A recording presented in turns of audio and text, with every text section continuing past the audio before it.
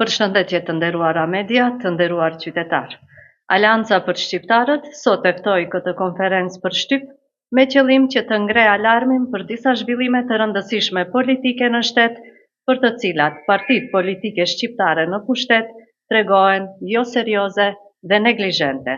Për t'i zgjidhur ato, si dhe tregohen bashkëpunëtore të proceseve të cilat e dëmtojnë rënd përfaqësimin e drejtë dhe adekuat të shqiptarëve nëpër institucionet shtetërore.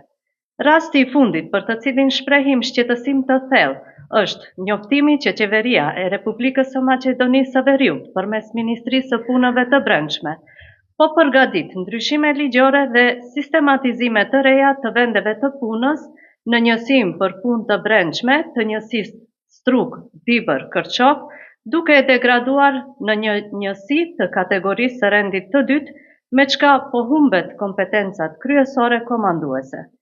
Të gjitha kompetencat kalojnë në jurisdiksionin e sektorit për punë të brendshme në Ohër.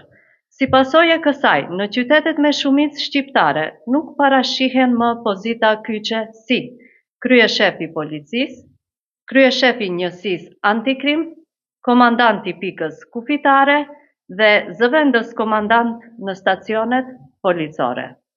Pasqyrimi një politike që s'ndalon, ku nuk aplikohet përfaqësimi i drejtë dhe adekuat sipas demografisë dhe shumicës shqiptare në këtë region, kryeshefi i sektorit rajonal për kufirin i MPB-s me qendër në Ohër, emërohet një Maqedonas nga Kërçova në një pozitë të cilën për 2 dekada e ka përfaqësuar shqiptar.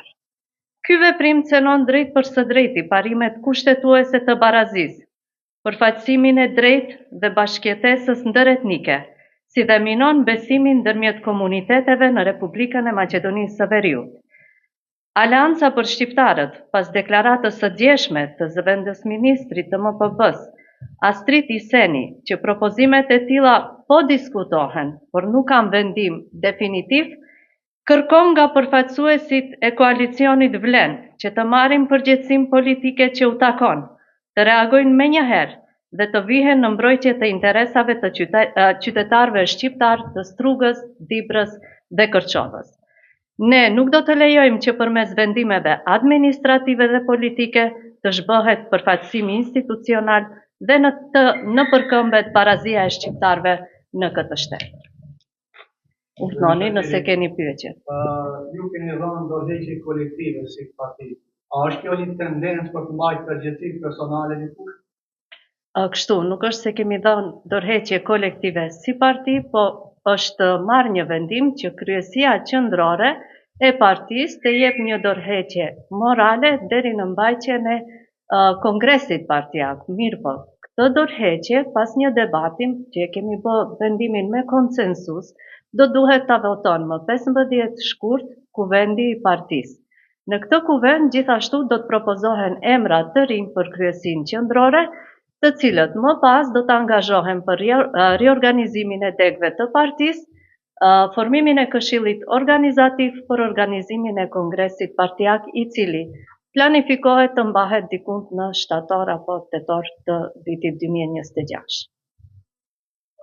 Që koalicioni Vlen u akuzoi ju si Aleancë për Shqiptarët se keni heshtur kurrë në pikë ka qenë Këshilla e Mëkatës, respektivisht ndërheqja bën nga pota e Mëkatës. Ishte blofi më i madh që koalicioni Vlen po e bën në këtë periudhë, sepse reflektimi në procesin zgjedhor i vendimeve në të cilat ato vazhdimisht kanë heshtur, u pa edhe në rezultatet e zgjedhjeve të fundit. Tani, përderisa Aleanca për Shqiptarët ka reaguar në të gjitha instancat, qoftë në instancë qeveritare, në kuvend duke i parashtruar pyetje edhe ministrit, edhe ministrit të drejtësisë, edhe kryeministrit, nuk ka marrë përgjigje.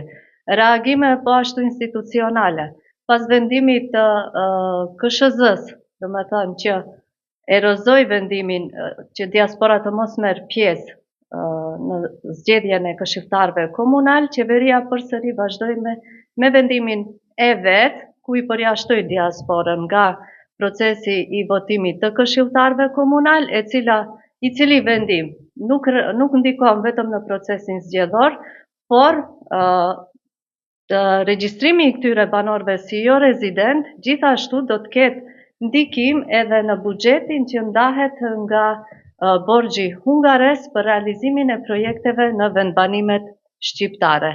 Është kërkuar lexim autentik I ligjit për këtë çështje, por ende nuk kemi marrë asnjë lloj përgjigje. Gjithashtu, procesi zgjedhor në Vrapçisht dhe Kostivar ka përfunduar më 29 tetor sipas vendimit të KSZ-s.